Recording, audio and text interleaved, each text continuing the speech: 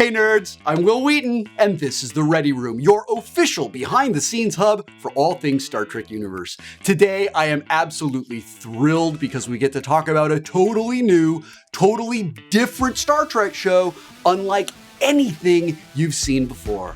I'm talking about Nickelodeon's Star Trek Prodigy, an all-new animated series specifically for kids. Of course, that doesn't mean us older fans can't enjoy it too, because inclusivity is what Star Trek is all about. And in case you hadn't heard, the first 2 episodes of Prodigy have just dropped. That's right, back-to-back episodes, y'all. It does not get any better than that. So if you haven't watched Star Trek Prodigy's Lost and Found Parts 1 and 2, then definitely go catch that 2-parter first, then come back here for all the spoilery details. And trust me, you will want to tune in because we have 3 stellar guests joining us this week. Executive producers Kevin and Dan Hageman are here, as well as a member of Star Trek royalty. The one and only Kate Mulgrew is with us. Did I not mention that? Catherine Janeway is on this show. Speaking of which, we have a sneak preview of next week's episode of Star Trek Prodigy, which may just include a little more of Hollow Janeway. No promises, heavy implications. Finally, before we get started, what do you say we kick off this first installment with our first Star Trek Prodigy video package of the season? Control room? Engage. Janeway will have holographic coffee, and a lot of it.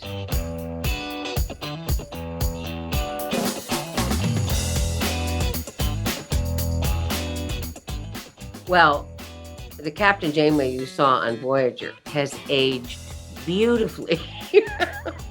The hologram is young, dazzling, full of life and energy. She is, of course, a hologram. This is, of course, the essential difference and the one that I'm being most mindful of. Murph is grape jelly mixed with a dog and a cat and a dolphin.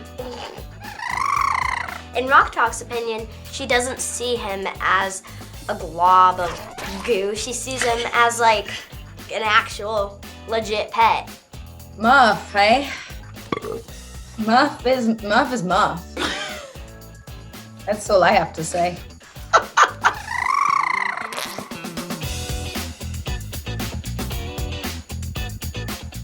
I think it's obviously about respecting the Roddenberry legacy, but it's also respecting the importance of paving a new path. Of discovering new planets and new species. Like, I don't want to just see our show only dive into the Klingons, let's say. You know, like, that's not exciting in my mind.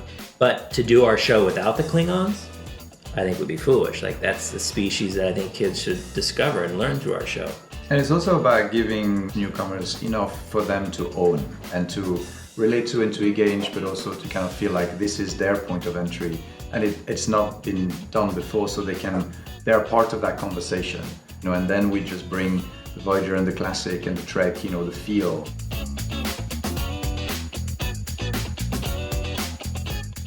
I like being alone in the recording booth. It gives me a great sense of freedom. That might be counterintuitive, but it actually does work that way for me. I love putting on the headset. I love the darkness of the booth. I love having the directors and the creators on Zoom. I love looking at the animatics. I love all of it. Wonderful. Welcome aboard.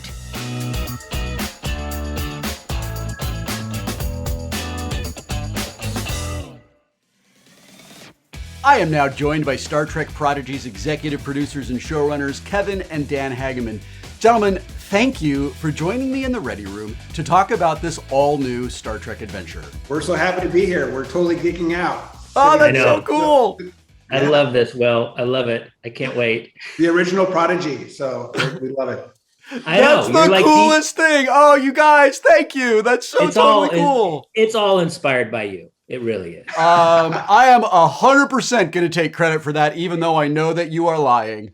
I would love to hear the initial pitch for this show and a little bit about your early conversations with Alex Kurtzman. So how did Star Trek Prodigy come about? I have to, I will always remember this. We sat down with a secret hideout and they brought this idea up of what if, they wanted an animated series that was an entry point into this grand Trekverse. Yeah. And Dan and I left that meeting going, whoa, we're way too intimidated. Like we do not want to step foot on Star Trek ground and mess this up. I get that. But when we were in the parking lot, I go, Dan, well, let's just, if we did, what would it look like? What would our Star Trek show look like? And we were like, it had to be from the perspective of people who know nothing about Star Trek. Yeah. Which was, we knew stuff about Star Trek, but I think that was feeding our own ego of like, there's other people who know so much more about Star Trek, and we feel super humbled by it. And so when we kind of cracked that idea of like, what if it's a cast of aliens way outside, the Federation space in the Delta Quadrant, all of a sudden we're like, okay, I could see that. I could see us, creating a story around these characters and their search for a better future. So there is this beautiful, slow discovery of the Star Trek universe over the first few episodes of the series. That is exactly what you're talking about. And as I was watching it, I kept thinking, what a beautiful and exciting and novel way for new viewers, young people particularly, to be introduced to Star Trek. So this is the first time Star Trek is centered around a group of teenagers, and not just teenagers, but non-Starfleet, non-human teenagers, right? So it's like, it's this intro to Star Trek, but it's so like a left turn into Star Trek. So talk about these characters a little bit and what you wanted to bring to their crew dynamic as you were building your Star Trek. Well, coming up with your bridge crew is a daunting task. When you look at it, we're like, okay, they're all going to be aliens. We want them to be as diverse as possible. We want to have, like, when families are looking at the show, there's always a character that they can gravitate towards. And I think in terms of like, when we're looking at our crew too, we were like, these kids don't know anything about flying a ship. So one of the first things we thought about, like, who's the worst captain? And we want to see that worst captain grow into a great captain. So for us, it's Dal Rel, who's this character who's a selfish rogue. He's only out for himself. That's like the last person you would want in a captain's seat. Man, there are a lot more stars than I thought. We have like Jankum Pog is our engineer. And while he might have some talents, he is by far a far cry from the famous great engineers of Star Trek lore, right? Hey, don't hurt it. Don't worry, Brick Brain. It's percussive maintenance, sort of my thing. Oh, Zero begins as our pilot, and Zero has terrible function over their hands. Has anyone seen my hand? So Zero ends up being the worst pilot imaginable. Can we go any faster? Faster?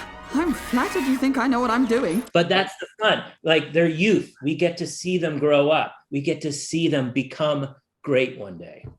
One of the primary reasons I'm able to be here today is because Gene Roddenberry had this idea that there could be a young character on Star Trek that young people could identify with, and he could be their entry point into the series. You have every single character on your bridge, all these different archetypes for all these different personality types. There's someone for a child to identify with, regardless of who they are. Would you just talk a little bit about finding their different personalities and if you looked to archetypes, Star Trek or otherwise, to design the characters? Yeah, I think with the Wesley character, he was the child on an adult crew. Yeah. And I think you have the perspective still of the adult world. It's a little different from the perspective of characters who are apprehensive if they're making the right choice or not. And there's more freedom to fail. And I think that's where, we have Rock Talks, an 8-year-old girl in this giant body of this Picard. And you're not a big fella. You're a... What?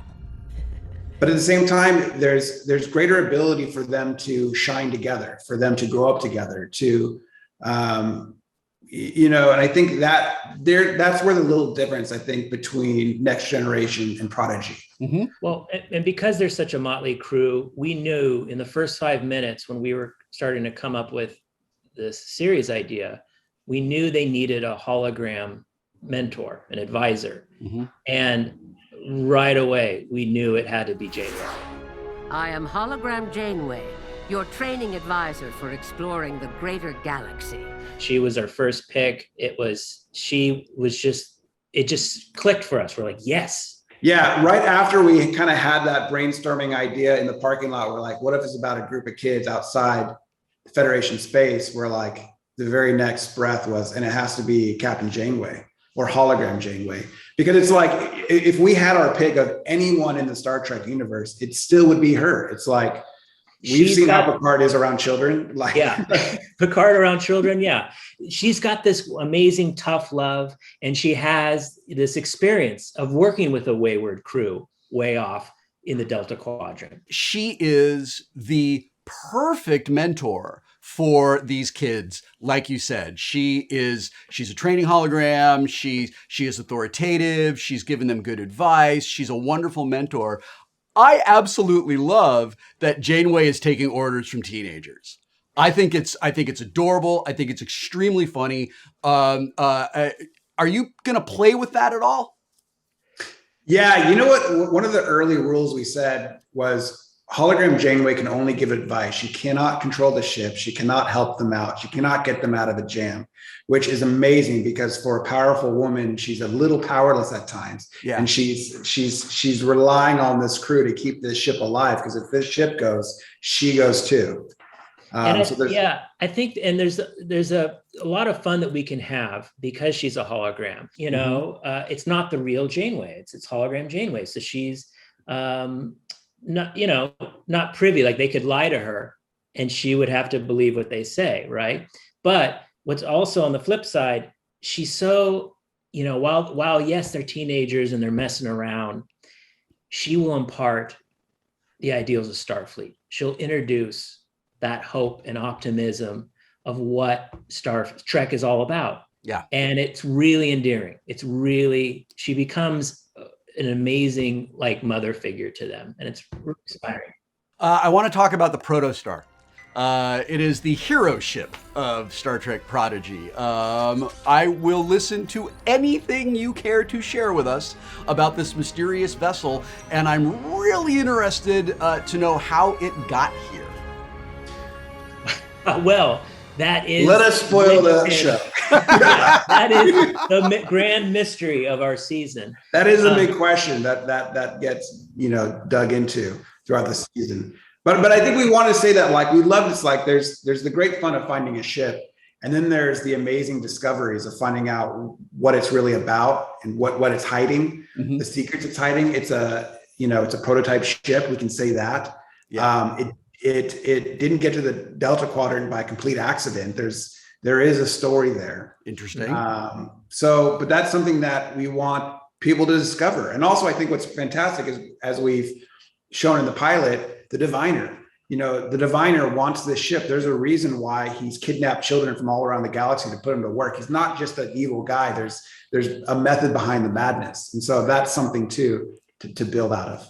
And the reason we called it the Protostar, we went through so many names, to figure out what this ship was called. Yeah. And then we realized the Protostar, birth of a young star. I'm like, that's exactly what this show is all about. That's what our crew is going to be going through. So.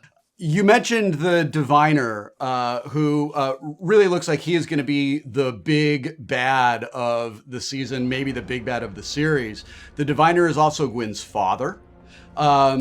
Please tell us where the idea for this character came from, and and I would love to get in a little bit into the relationship between the diviner and Gwen. Progeny of Sol, you may speak in standard. I know you favor this primitive tongue. I would say early on, Kevin and I are massive Wrath of Khan fans, and Ricardo Montalban, we're like, we want that villain who just oozes emotion and just chews the scene. And it took a long time to find the right person. But when Alex Kurtzman mentioned John Noble, we're like, holy heck, yes. But yeah, we always knew that, in terms of our antagonist, he has a mission, and he has a mission that's big enough to be willing to do all of these dastardly things. And that's a great starting place for a relationship between a father and a daughter. You know, a daughter who has never been off of this world, who dreams of the stars, and someone who doesn't understand her father's missions, but will come to understand it and understand the reasons why he did those things.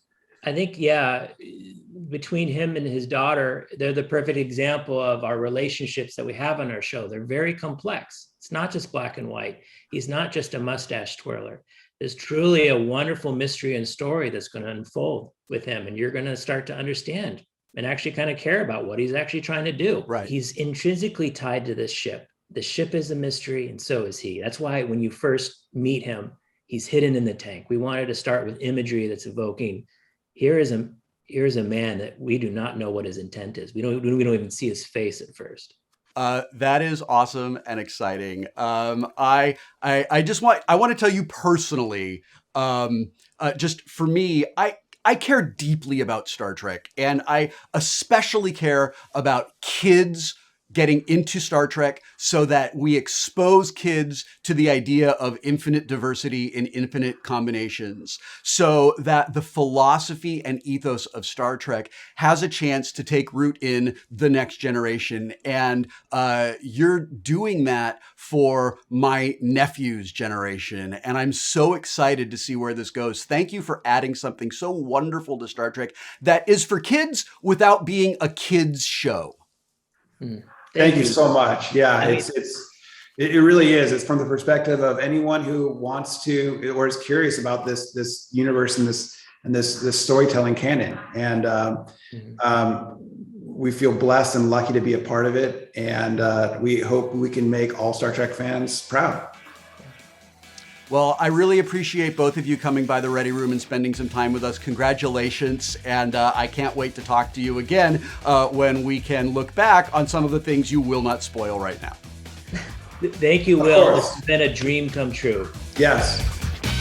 The Medusan species was first introduced in which original episode of Star Trek? Was it the Cloudminders, the City on the Edge of Forever, Is There in Truth No Beauty, or The Devil in the Dark?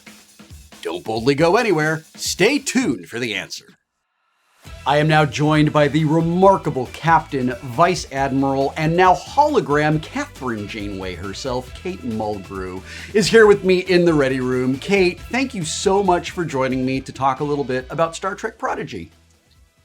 It's my great pleasure. You know, when you enumerated my positions, it sounds like a demotion, actually. In fact, it's a promotion, because the hologram, Janeway, takes me into an entirely new and I think very exciting demographic, and that is children. The undefined quantity. How cool is it to see her? Like, it's like they just plucked you out of Voyager and dropped you into Prodigy. I think it's the coolest thing. Well, this is what they did, of course, animatically. And they're geniuses, the Hageman brothers, Kevin and Dan. When I saw the art, I was stunned. You know, I fancy myself a complete realist. Even as I was playing Janeway, I considered myself a complete rationalist, absolutely steeped in the world itself. Mm-hmm. But when I saw the animated Janeway, hologram Janeway, created, formed, and then I was doing the voice to her, I thought, this is absolutely captivating. This is going to really, I think, bring them in a way that no other art form could. How did you become part of the Prodigy cast? Talk a little bit about the process of them talking to you and you talking to them and how it all came together. Well, it began with the mastermind, Alex Kurtzman. Mm-hmm. He called me. I was doing something in Charleston, and he called me and he said, how would you feel about, would you consider doing an animated version of Star Trek? And I said, I'm going to have to think about that, because that episode in my life, that chapter in my life, and I'm going to make it a full decade because that's what it certainly rounded itself out to be, was so defining and so vital and so life-changing. It impacted every single aspect of my life in a huge way. I had to consider whether or not I could call her back, if I could do it with joy, mm-hmm. if I could do it with dexterity, and if I could do it with grace, then I would. And I thought about it, and I thought, well, this isn't live action. What's at stake here is you're endowing this extraordinary art form with your voice and your heart. So why on earth would you not want to share this with all of those kids who I know are going to take one look and just say, Mom, Dad, I'm staying up till midnight. In Prodigy, you are now a hologram training advisor. I happen to agree with you. I think it is an absolute promotion, not just for Janeway the character, not just for Kate Mulgrew the actor, but for all of Star Trek, because you have now become the conduit to introduce the concepts of Star Trek, the fundamental philosophies of Starfleet to an entire new generation. Is that as exciting and awesome as I think it is? You're very astute. We're sharing the same headspace. In other words, the sky's the limit with this one. The hologram can go anywhere she likes. She can go as deep as she likes, and she can go as high as she likes. Mm-hmm. And that it's going to be an international explosion. I love what you say, and I agree with what you say. This is the one way to take everybody into the same pair of arms. Have you and Picardo had any holographic character discussions? Would you consider our third whiskey around 1 o'clock in the morning holographic discussion? That sounds amazing. Would you consider the third pizza and the fourth bottle of Pinot Grigio? He is one of my closest friends. We talk about Star Trek a lot. Yes. I don't think anybody talks about it with the kind of erudition that Bob does. He has a grasp of it that even I lack. He can articulate what it means in ways that are very, very impactful and extremely on point. My approach, is rather more emotional because my investment in Captain Janeway was so complete. It was really 110%. And when you do that, as you do know, for 7 years, 16 hours a day, you become someone who has formed an allegiance with a character that does not often happen in a long career. And my career has been 47 years in standing. Hologram Janeway is now sort of the voice of Star Trek for a new generation of viewers, because Prodigy is the first Star Trek series that was specifically created with young viewers in mind. Yeah. Do you have you thought at all about like being kind of like Star Trek mom to a whole generation of kids? Have you thought about that at all? Oh, I have indeed. In my conversations with Kevin and Dan Hageman, and certainly in my talks with Alex Kurtzman, for whom I have nothing but great creative respect. It's so gratifying to know that I will be able to do that, and that I will do that with this motley crew under me. They're wonderfully gifted, and I'm actually, I know I sound sort of Pollyanna, and I don't mean it, but I'm deeply excited about it. I can just see this passion begin to form in these little minds. This addiction, for lack of a better word, begin to fasten itself into their way of thinking. We must see Prodigy. We must see if they're going to make it. Will she guide the ship? I mean, all of those things that we brought to the audience in live action will come 100-fold in these young, absorbing minds. It's thrilling in a way. You have been part of the Star Trek family for a while, almost as long as I have. What have you enjoyed the most about getting to play in this world again? The infinite grace of the thing, you know. I was a little, not cynical, Will, in my early days, but I didn't understand Star Trek. I didn't understand the magnitude of it, and I don't think that I honored the size and the depth and the significance of the prime directive and what that embodies. At that time, slowly, in the course of the 7 seasons, I came to make it, of course, a living mantra. I find terrific gratification in doing this, in a revival of Janeway, in the possibility that Janeway could yet again affect a demographic that is as yet untouched by Janeway or even by Star Trek, because it's illuminating, it's elevating, and let's face it, Will, I mean, a lot of things can be said about it, and a lot of jokes have been made about it, but this thing has a life beyond any other thing I've ever seen in my life. Yeah. Roddenberry understood it was genius, and it is. It's so cool, isn't it? Like, Star Trek is so huge, and we're like little pieces of it, right? Like I got to be this little piece of the Next Generation, and you were an enormous piece of Voyager, and now you get to be this enormous piece of Star Trek Prodigy. It always makes my heart feel warm when I talk to a fellow Star Trek actor who appreciates and respects and honors the magnitude of what we do. It's awesome to hear you say that. Well, how could I say otherwise? I mean, philosophically, what he's saying, Roddenberry, I mean, is hurry up, everybody. Let's get equal.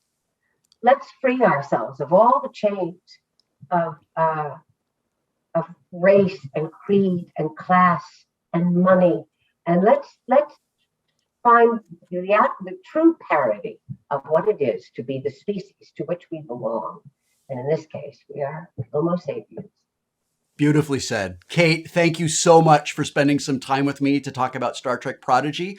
We will be speaking again a little later this season after we've seen even more of hologram Janeway. I am really looking forward to that, and I can't wait to speak to you again. Thank you, Will. It's a treat. They're smart as well as very talented. Thank you. The Medusan species was first introduced in which original episode of Star Trek? Was it A, the Cloudminders, B, the City on the Edge of Forever, C, Is There in Truth No Beauty, or D, The Devil in the Dark? And the answer is C, Is There in Truth No Beauty? Medusans were named after the Greek snake-haired gorgon Medusa, whose eye contact could turn anyone into stone. Oof, tough break for anyone who looks at Medusa, or a Medusan for that matter. The good news is, looking at this next clip in its true form won't make you go mad or turn into stone. I am talking about a brand new sneak peek next week's episode of Star Trek Prodigy. Normally this is the part where I'd ask the control room to roll the clip, but in honor of Janeway, I'm just gonna say, do it. The United Federation of Planets, an interstellar union of different worlds and species, with shared principles of universal liberty, rights, and equality.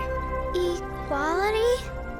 That sounds nice. Starfleet is the Federation's representatives for deep space exploration, on a mission to maintain peace and freedom, to explore strange new worlds, to seek out new civilizations, to boldly go where no one has gone before. Ha! This Federation biz sounds, actually pretty good. Is such a collective possible? It is. Shall I help you plot a course? No! No! Okay, well, were we listening to the same pitch just now? I like to boldly go.